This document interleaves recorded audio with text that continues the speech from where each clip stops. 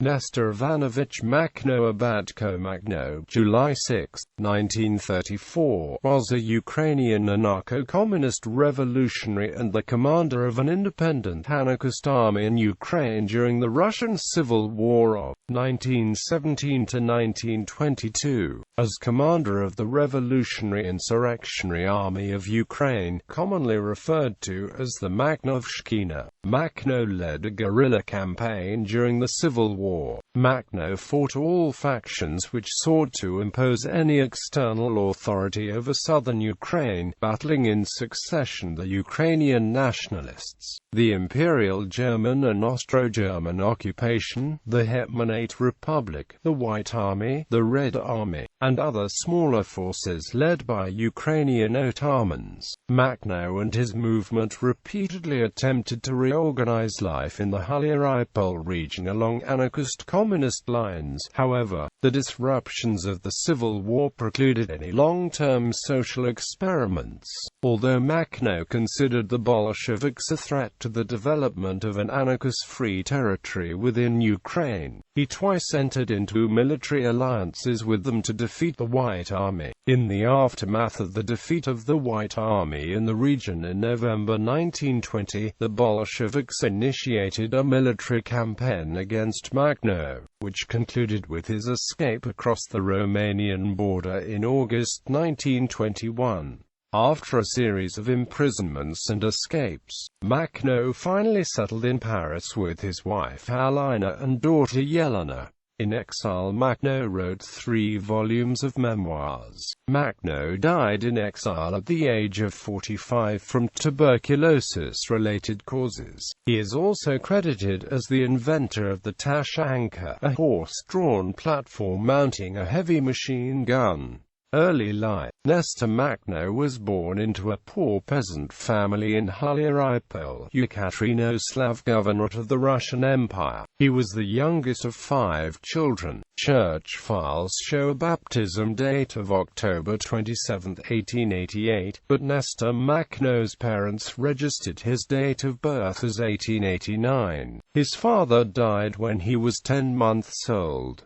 Due to extreme poverty, he had to work as a shepherd at the age of 7. He studied at the 2nd Huliaipole Primary School in winter at the age of 8 and worked for local landlords during the summer. He left school at the age of 12 and was employed as a farmhand on the estates of nobles and on the farms of wealthy peasants or kulaks. At the age of 17, he was employed in Huliaipole itself as an apprentice painter, then as a worker in a local iron foundry and ultimately as a foundryman in the same organization. During this time he became involved in revolutionary politics. His involvement was based on his experiences of injustice at work and the terrorism of the Tsarist regime during the 1905 revolution. In 1906, Makhno joined the anarchist organization in Huliaipole.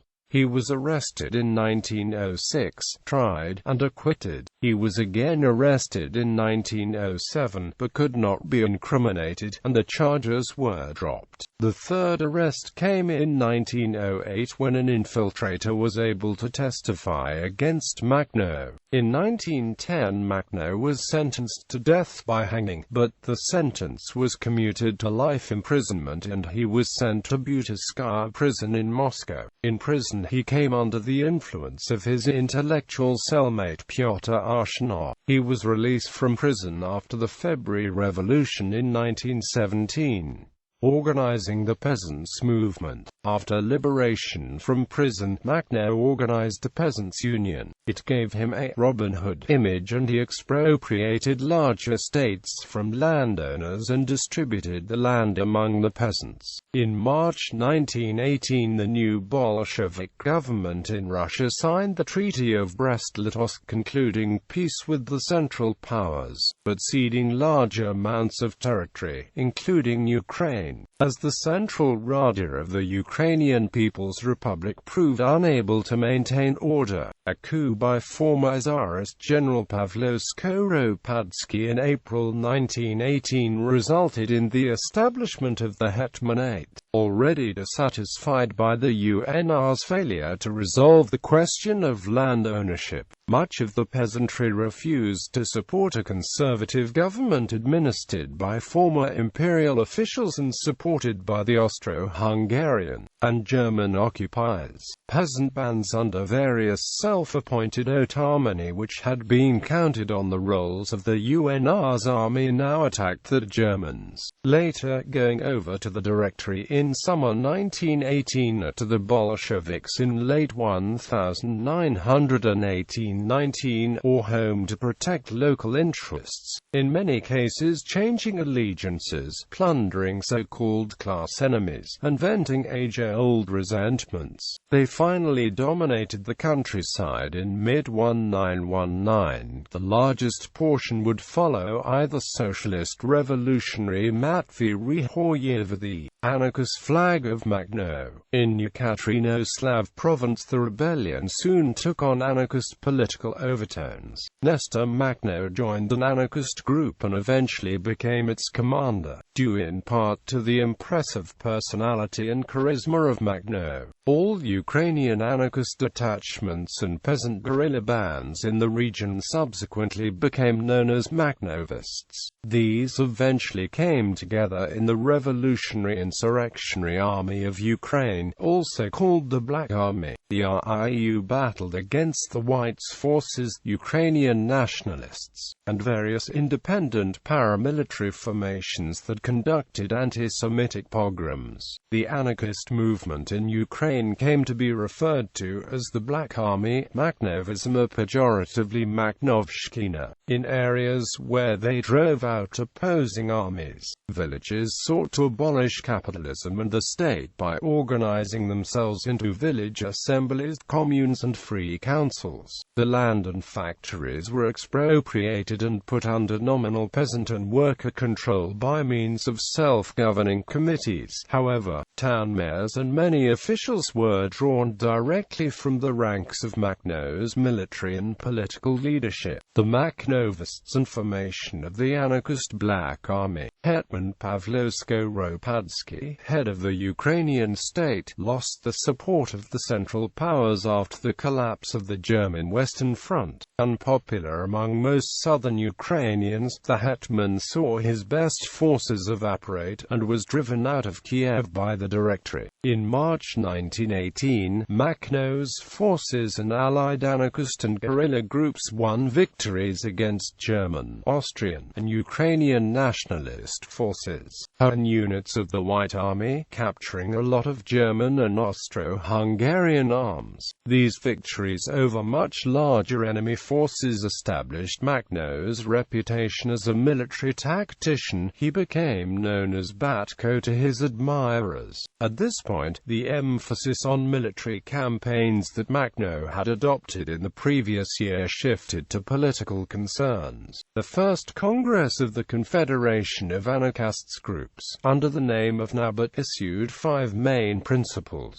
rejection of all political parties, rejection of all forms of dictatorships, negation of any concept of a central state, rejection of a so-called transitional period necessitating a temporary dictatorship of the proletariat, and self-management of all workers through free local workers' councils. While the Bolsheviks argued that their concept of dictatorship of the proletariat meant precisely rule by workers' councils, the Makhnovist platform opposed the temporary Bolshevik measure of party dictatorship. The NABAT was by no means a puppet of Makhno and his supporters, from time to time criticizing the Black Army and its conduct in the war. In 1918, after recruiting large numbers of Ukrainian peasants, as well as numbers of Jews, anarchists, Nalechki, and recruits arriving from other countries, Makhno formed the Revolutionary Insurrectionary Army of Ukraine, otherwise known as the Anarchist Black Army. At its formation, the Black Army consisted of about 15,000 armed troops, including infantry and cavalry brigades. Artillery detachments were incorporated into each regiment from November 1918 to June 1919, using the Black Army to secure its hold on power. The Makhnovists attempted to create an anarchist society in Ukraine, administered at the local level by autonomous peasants and workers' councils.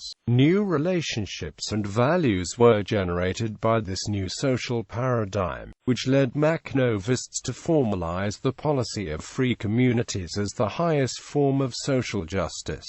Education was organized on Francisco Ferrer's principles, and the economy was based upon free exchange between rural and urban communities, from crop and cattle to manufactured products, according to the science proposed by Peter Kropotkin. Makhno called the Bolsheviks dictators and deposed the Cheka, and similar compulsory authoritative and disciplinary institutions, and called for freedom of speech, press, assembly, unions and the like. The Bolsheviks, in turn, accused the Makhnovists of imposing a formal government over the area they controlled, and also said that Makhnovists used forced conscription, committed summary executions, and had two military and counter-intelligence forces, the Kontrrazvedka, with punitive functions transferred in 1920 to the Komissia Protiv Makhnovskich del. The Bolsheviks claimed that it would be impossible for a small, agricultural society to organize into an anarchist society so quickly. However, eastern Ukraine had a large amount of coal mines, and was one of the most industrialized parts of the Russian Empire. Relations between the Makhnovists and Mennonite colonists. As a revolutionary peasant leader, Makhno has been called a colorful personality, and his career legendary. However, in the view of the German and Mennonite communities in Ukraine, he was considered as an instigator of military ravages against innocent farmers and an inhuman monster whose path is literally drenched with blood. He is consistently referred to as a terrorist, a bandit in Mennonite literature. At the age of 11, Makhno began working as an ox drover on the Jansen estate in Silberfeld.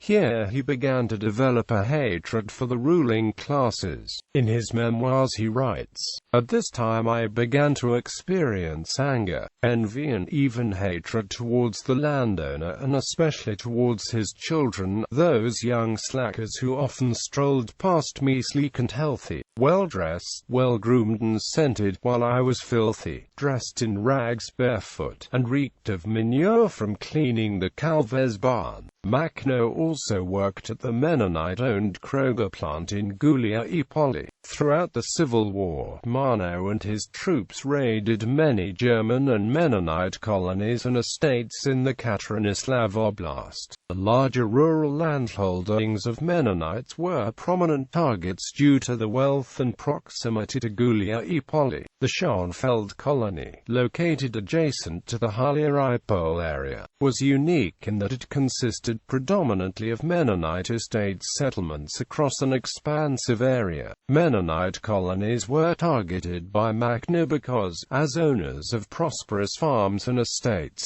they were considered kulaks, wealthy farmers that exploited the labor of the surrounding, mostly Ukrainian, peasantry. Ukrainians were traditionally hired by wealthy Mennonites as house servants and farmhands, while prohibited by the religion from serving in the Tsar's army. Many Mennonites had assisted the Russian war effort by performing national service in non-fighting roles, notably forestry and medical units. The Mennonites' Germanic background also served to inflame negative sentiment during the period of revolution, as many Makhnovists had families who had suffered under the German Austro-Hungarian occupation in 1918.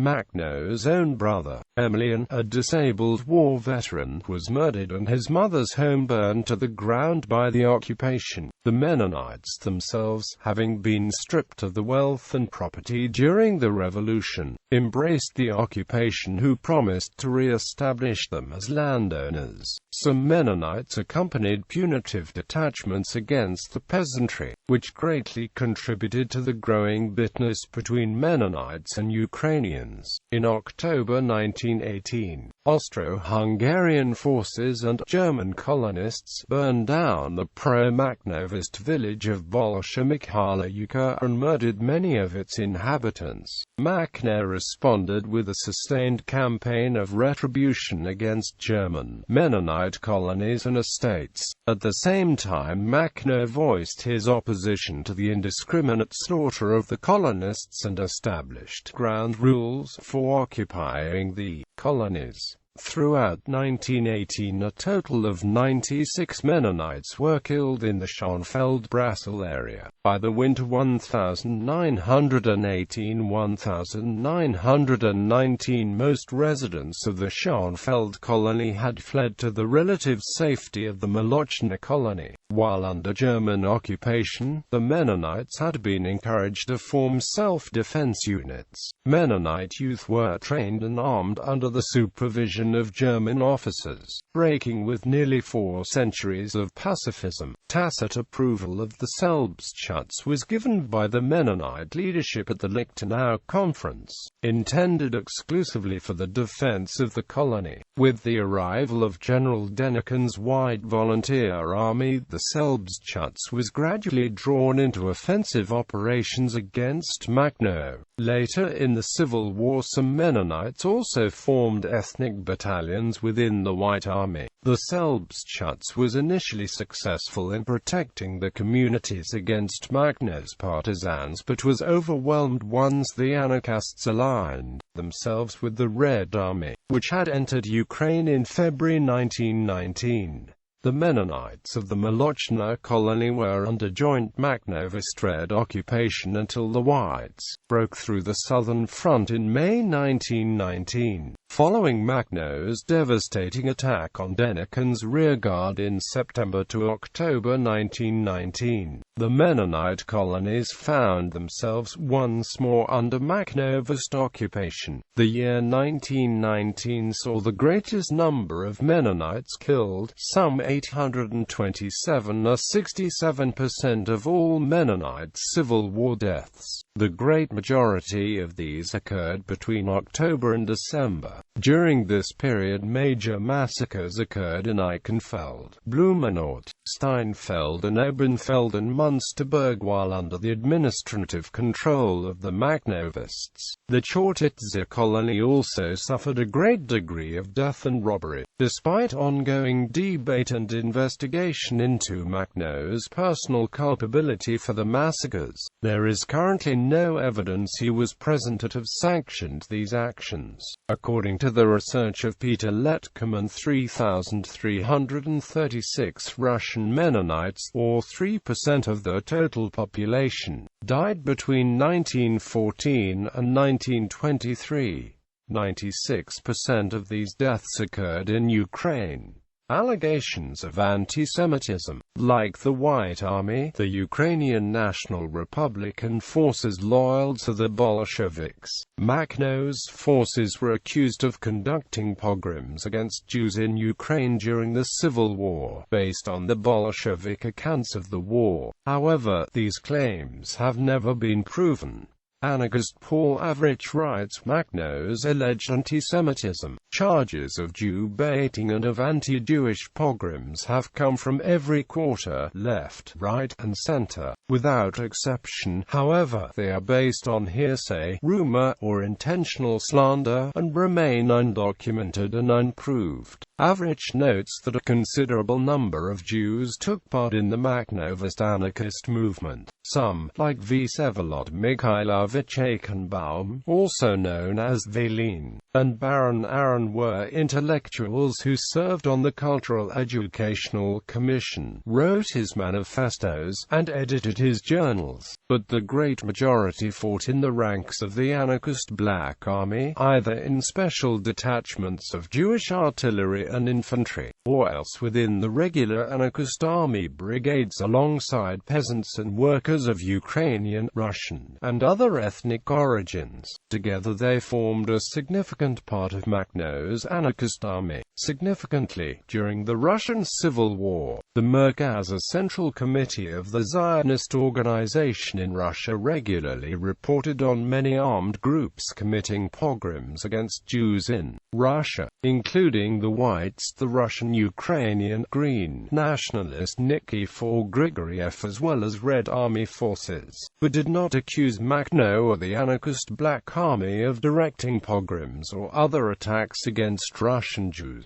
According to Peter Kennes, he was a self-educated man, committed to the teachings of Bakunin and Kropotkin, and he could not fairly be described as an anti-Semite. Makhno had Jewish comrades and friends. Unlike Simon Petlura, he issued a proclamation forbidding pogroms. Quote, Kennes goes on to claim that the anarchist leader did not impose discipline on his soldiers. In the name of class struggle, his troops with particular enthusiasm robbed Jews of whatever they had. Quote, this would be in the spirit of standards of behavior which Makhno promoted for his troops, which called for war against the rich bourgeoisie of all nationalities, be they Russian, Ukrainian or Jewish, as well as his explicit order not to rob peaceful Jews.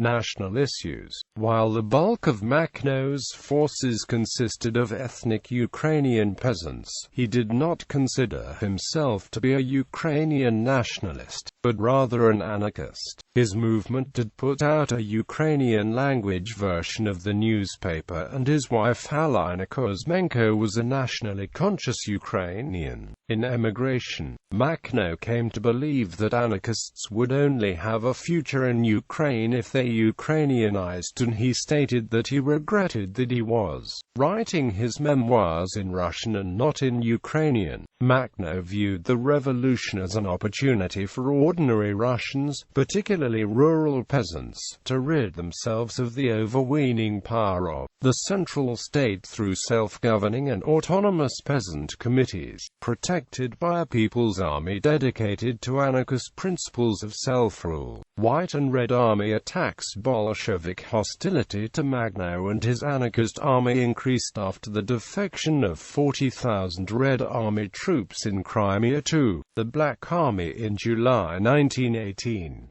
The Nabat Confederation was banned and the Third Congress declared the Makhnovshchina outlaws and counter-revolutionaries. In response, the Anarchist Congress publicly questioned IGHT laws exist as made by a few persons, so-called revolutionaries, allowing these to declare the outlawing of an entire people which is more revolutionary than them.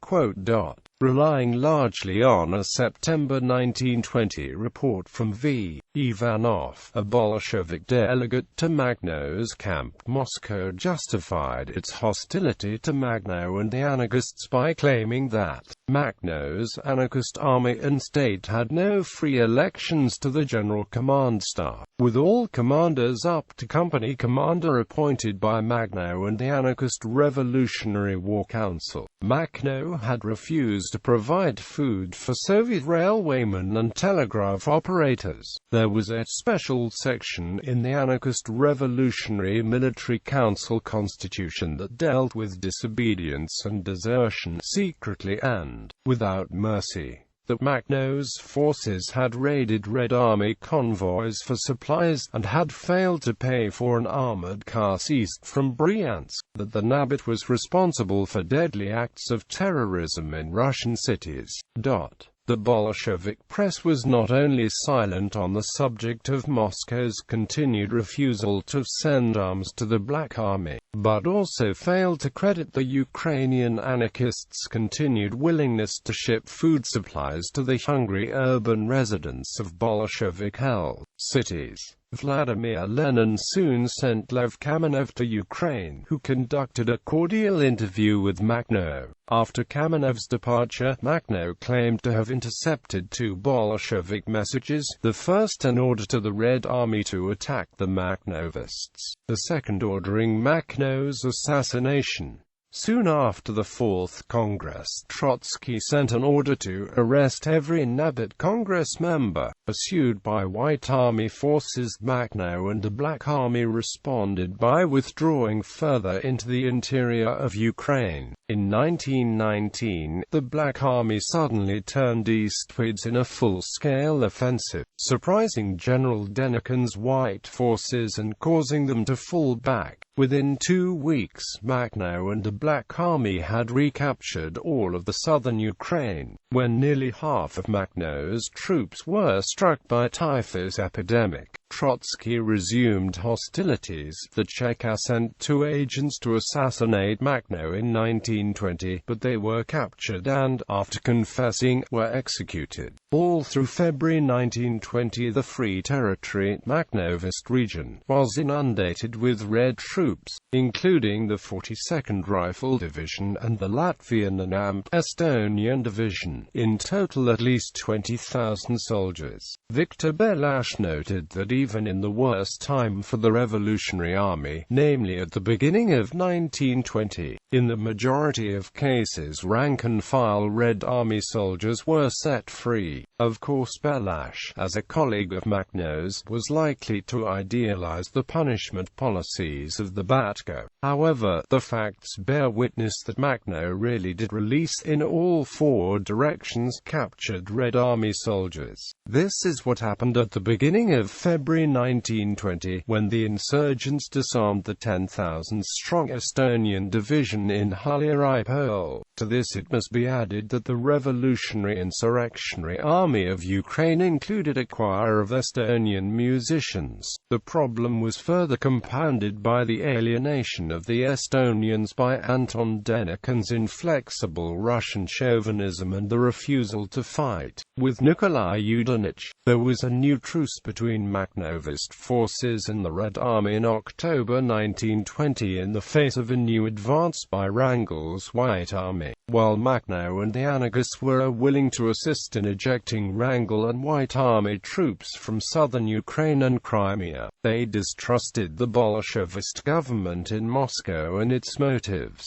However, after the Bolshevik government agreed to a pardon of all anarchist prisoners throughout Russia, a formal treaty of alliance was signed. By late 1920, Makhno had halted General Wrangel's White Army advance into Ukraine from the southwest, capturing 4,000 prisoners and stores of munitions, and preventing the White Army from gaining control of the all-important Ukrainian grain harvest. Eventually, after shifting forces from the Polish-Soviet campaign, Red Army units also participated in the southern campaign that pursued Wrangel and the remainder of his forces down the Crimean Peninsula. To the end, Makhno and the anarchists maintained the main political structures, refusing demands to join the Red Army, to hold Bolshevik-supervised elections, or accept Bolshevik-appointed political commissars. The Red Army temporarily accepted these conditions, but within a few days ceased to provide the Makhnovists with basic supplies,